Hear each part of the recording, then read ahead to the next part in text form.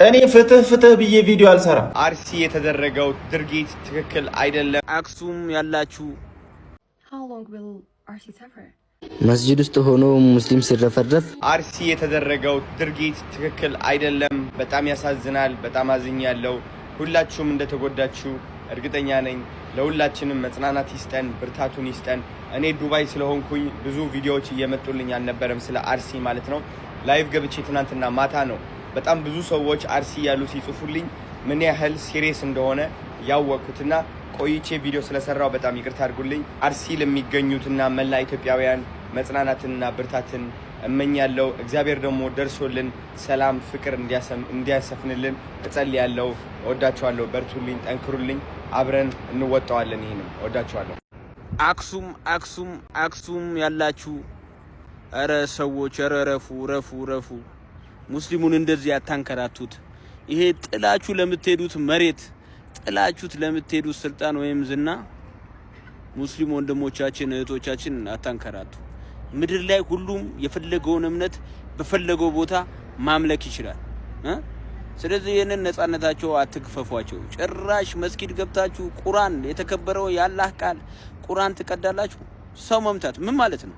የትኛው እምነት ነው የሚያዘው?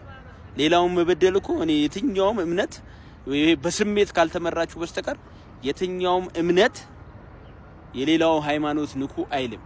የትኛውም እምነት ሁሉም ቢሰብከው ስለ ጥሩነት ነው። እናንተ ግን እንዴት እንደሆነ እንጃ። ኧረ ተው፣ ጭንቅላታችሁ አሰሩት። የአምስተኛው ክፍለ ዘመን አስተሳሰብ ከአይምሯችሁ ነቅላችሁ አውጡ። ተስማምታችሁ ኑሩ። ሙስሊሙን አክብሩ። ሁሉም እምነቱ ሲከበርለት ነው ተከባብሮ መኖር የሚችለው ማለት ነው። ስለዚህ ተከባብራችሁ ኑሩ። ሙስሊሙን አትንኩት። ኧረ እረፉ። እውነት ፈጣሪ አለን እናመልካለን እናምናለን የምትሉ ከሆነ የሌላው እምነት አትንኩ። Today I stand before you with a heavy heart as a human being who cannot ignore the suffering of our people. How long will RC suffer? How many more must die? How many more churches must burn? I refuse to stay silent. This is not just violence. It is the loss of our history, our faith, and our people. I speak for the innocent. I speak for the lost. I speak for every life taken, every family broken. I speak for the voiceless, the victims, and of course the community living in fear. I raise my voice for those who can no longer speak.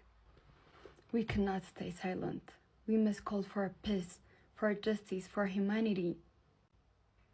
Please, ቤተክርስቲያኖቻችንን አትንኩብን። ማረፊያዎቻችን ናቸው፣ መደበቂያዎቻችን ናቸው፣ ሰላም ማግኛዎቻችን ናቸው።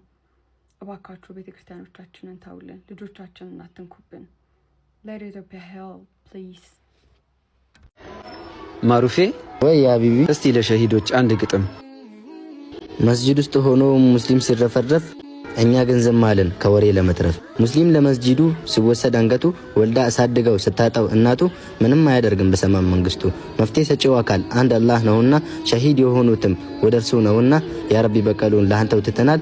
ብዙ ወንድሞችም በመስጂድ አጥተናል። ያለ ምንም ምክንያት መሞት ይበቃናል። ሰላትን ለመስገድ ለመስጂድ ቢወጡ በዲናችን ጠላት ለሞት ተጋለጡ። ያ ረቢ ስጣቸው ለሞቱም ጀነት ለገዳዩም ማሳይ ያንተን ቅጣት አሚን ያ ረበል ዓለሚን።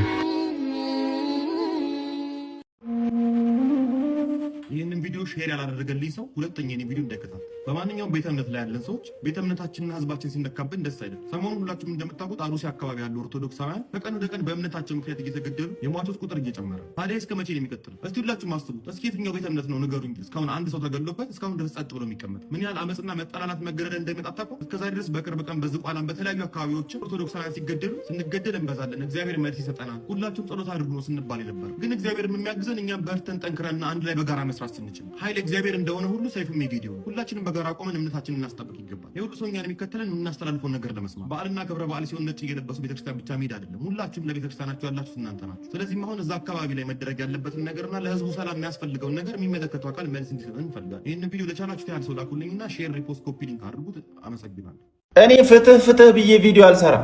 ፍትህ ለአክሱም ፍትህ ለአርሲ እያልኩ ቪዲዮ አልሰራም። ምክንያቱም ፍትህ ፍትህ ብሎ በመስራት የሚገኘው ቪው እንጂ ፍትህ አይደለም። እዚህ ሀገር ላይ ፍትህ የምትጠይቁት አካል ፍትህ ያስፈጽማል ብለን ፍትህ ድምጻችንን የምናሰማለት አካል ጉዳዩ ሳይደርሰው ሳይሰማ ስለቀረ አይደለም። ወይ አልቻለም ወይ አልፈለገም።